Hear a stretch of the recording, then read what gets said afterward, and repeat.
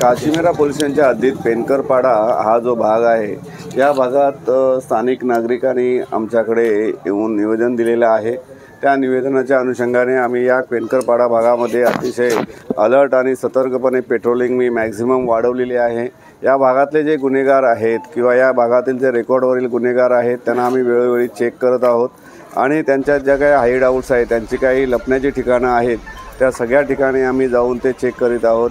Maximum या भागामध्ये आम्ही NDPSच्या त्याचप्रमाणे इतर दारू जे प्राशन किंवा दारू पितात त्यांच्याविरुद्धही आम्ही केसेस केलेल्या आहेत आणि या भागात आम्ही शांतता आणि सुव्यवस्था कशी राहील याचा आम्ही सतत प्रयत्न करीत आहोत आणि या भागातील स्थानिक नागरिकांना कोणत्याही प्रकारची घाबरण्याची भीती नाही। आमचे जे काशीमेरा पोलीस स्टेशनचे अधिकारी अंमलदार त्यांच्या सुरक्षिततेच्या दृष्टिकोनातून मॅक्सिमम इथे नेहमीच आम्ही सतर्क राहणार आहोत आणि त्यांना जी काही पोलिसांची मदत पाहिजे त्याप्रमाणे आम्ही मदत करायला तयार आहोत।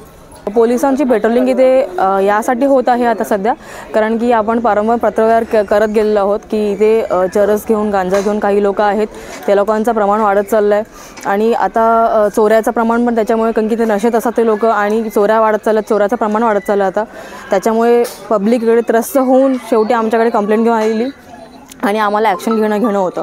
तर आम्ही पत्रव्यवहार देऊन पेट्रोलिंग वाढवायचा आपण निर्णय घेतला की पोलिसांनी पेट्रोलिंग इथे वाढवायची की जेणेकरून आपली चोऱ्या कमी होतील।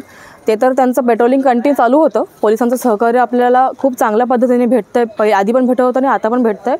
पण फक्त आता मध्ये अजून एक केस आली की मुलींची सेफ्टीवरती आलेली गोष्ट, कारण की माझ्याकडे एक मुलगी आली, ती रडरत मला सांगत होती की ताई बोलते मी 5 वाजता आंघोळ करत होती आणि कोणीतरी 5 वाजता आमच्या खिडकीतून माझा व्हिडिओ काढला आहे। तर ही इतपत गोष्ट आल्यानंतर आम्ही शांत बसू शकत नाही।